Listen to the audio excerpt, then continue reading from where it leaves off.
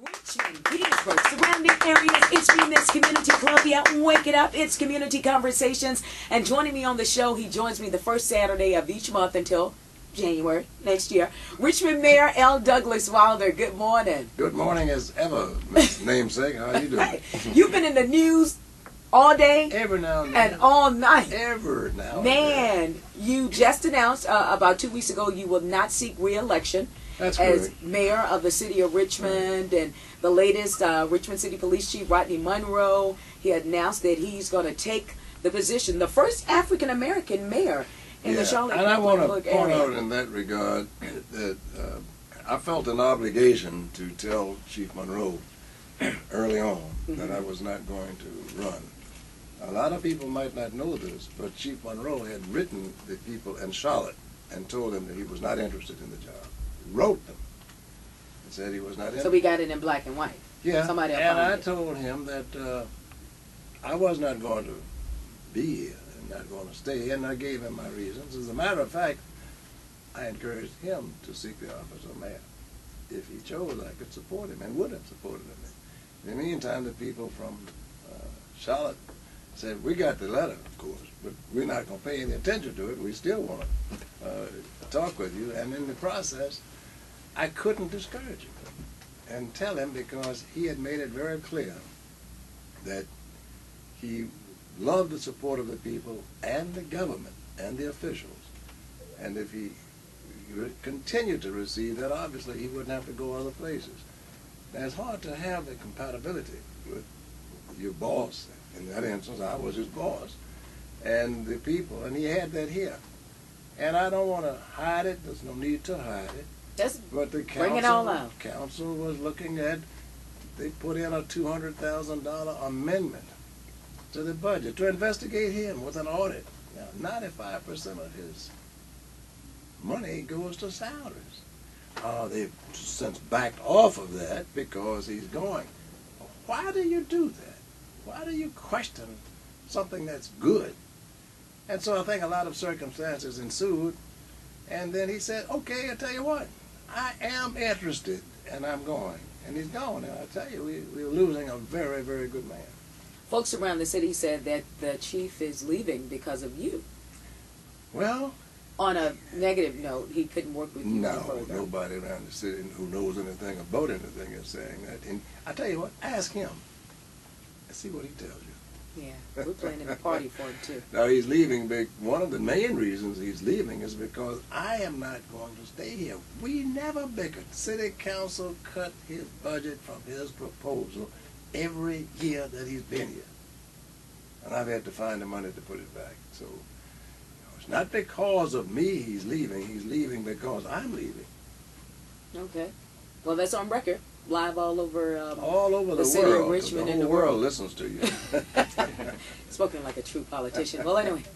Well, we thank you so much for that.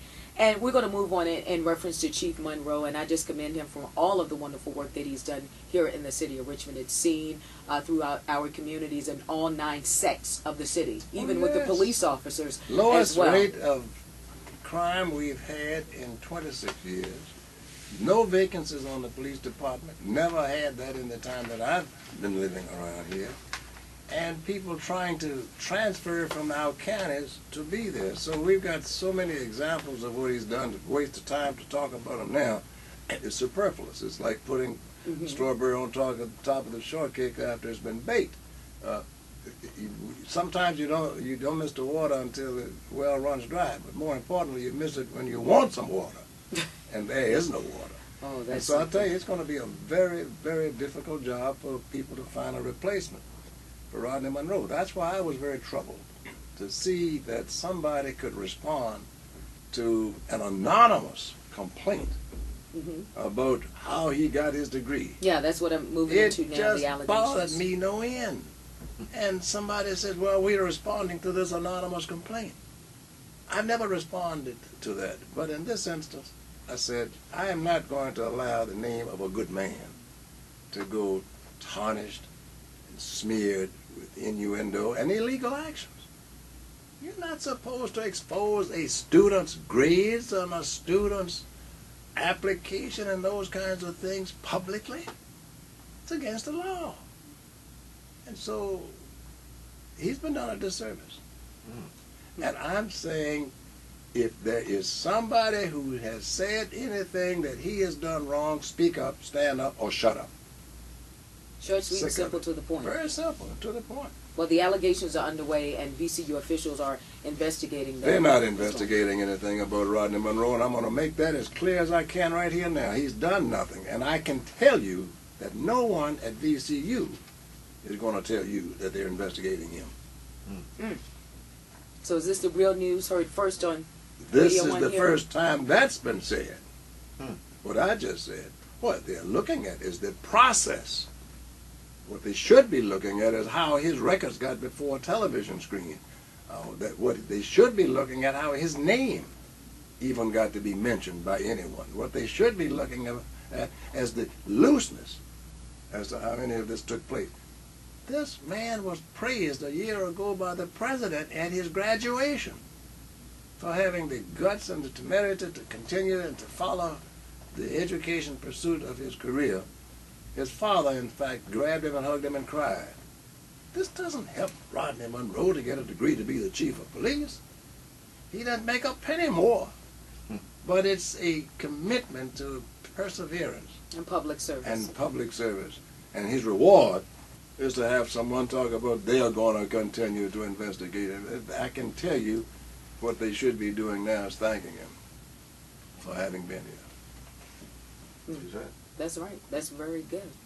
And now, are we going to name an interim police chief in the coming weeks? Or?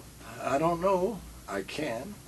Yes, I will name an interim chief as soon as the chief leaves.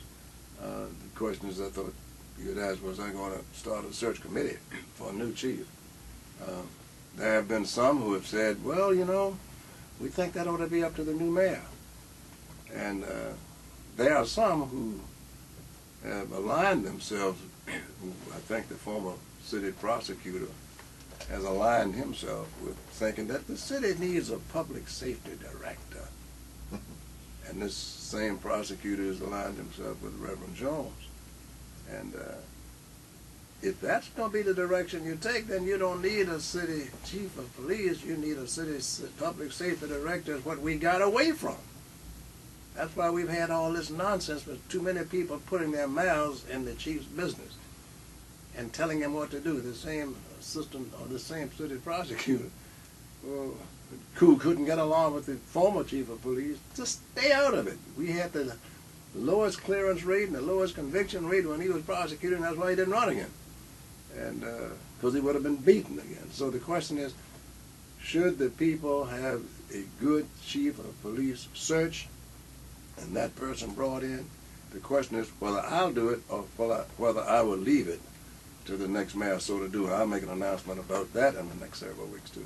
All right. It's Community Conversations. Richmond Mayor Al Douglas Wilder is joining me on the show. Good morning. Again, good morning.